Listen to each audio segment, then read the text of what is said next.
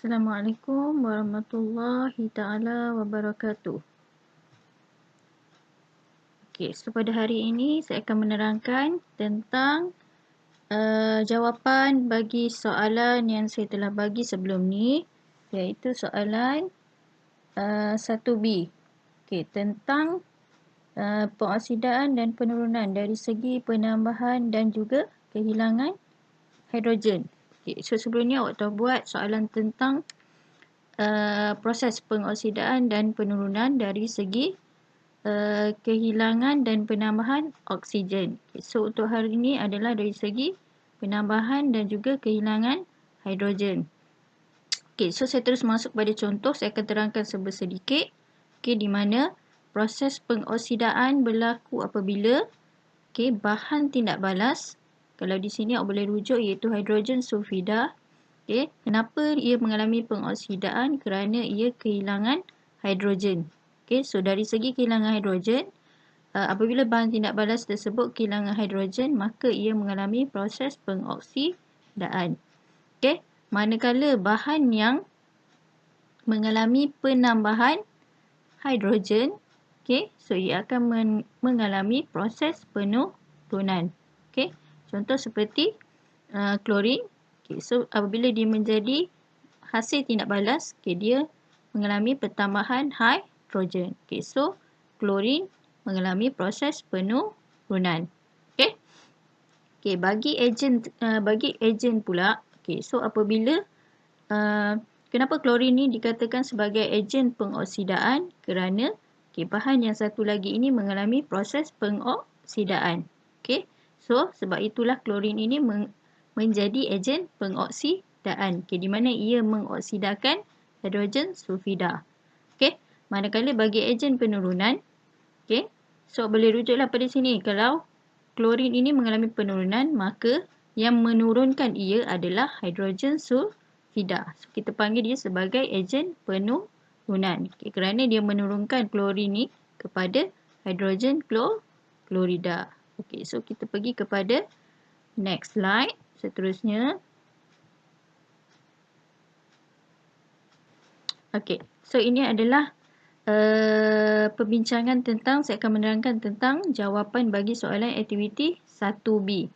Okey, so tindak balas yang berikut merupakan tindak balas redox. Okey, so ini dibagi satu contoh tindak balas redox. Okey, di mana amonia bertindak balas dengan kuprum oksida menghasilkan gas nitrogen, logam kuprum dan juga air.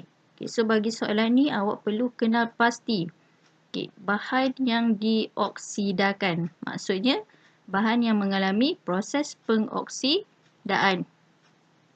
Okey, so antara dua ni merujuk kepada maksud tadi bagi kehilangan hidrogen.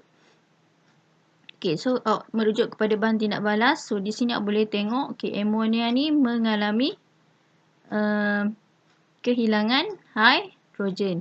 Okey, so hasilnya adalah menjadi gas nitrogen. So bahan yang dioksidakan di sini adalah amonia. Okey, amonia. Okey, so itu pasangan dia. Okey, amonia. So seterusnya bahan yang diturunkan. Okey, kalau ada satu bahan ni mengalami pengoksidaan, maksudnya yang satu lagi ni secara automatiknya mengalami penurunan. Okey, kalau sini dia merujuk kepada kehilangan oksigen daripada kuprum oksida, ia menjadi kuprum. Okey, so kuprum oksida mengalami proses penurunan. Okey, seterusnya ejen pengoksidaan.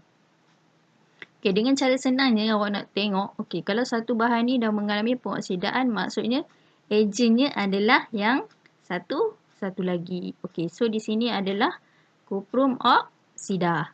Okey, seterusnya amonia. Okey, ini adalah merupakan ejen penurunan. Okey, kerana yang mengalami proses penurunan di sini adalah kuprum oksida. Okey, so ejennya adalah yang satu lagi lah. Okey, so amonia.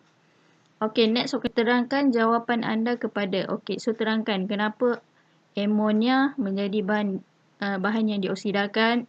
Okey, kenapa kupron oksida bahan yang diturunkan? Kenapa kupron oksida merupakan ejen pengoksidaan dan kenapa amonia merupakan ejen penurunan? Kita pergi satu persatu. Okey, so boleh rujuk pada sini.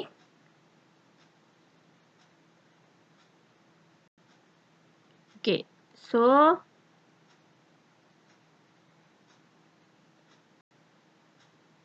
amonia dioksidakan kerana ia mengalami kehilangan hidrogen. So amonia mengalami kehilangan hidrogen.